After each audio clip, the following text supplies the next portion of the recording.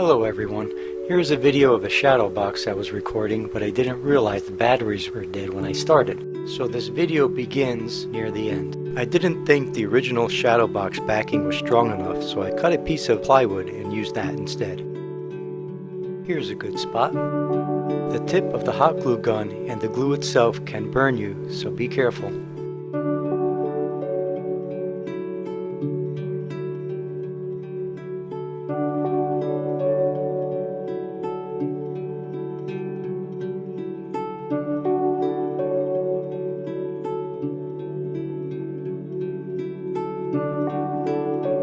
Now I'm checking the fit to make sure the box will close properly.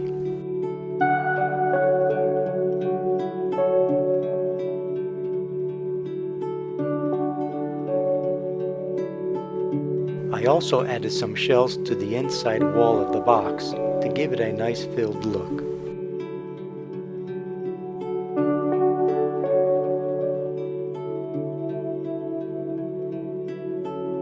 The hot glue is very elastic and leaves behind spiderweb sized strings of glue behind that must be picked out so it looks better. Next, I marked the approximate center line of the box and screwed in the hanger. It's not always necessary, but I like to pre-drill the holes to prevent splitting.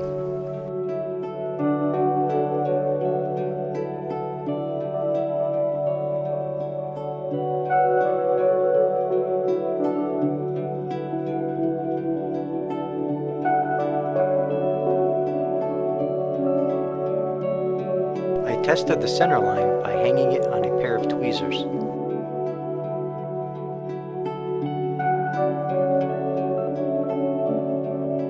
I didn't want to see the plywood behind it, so I painted it with similar colors of the shadow box.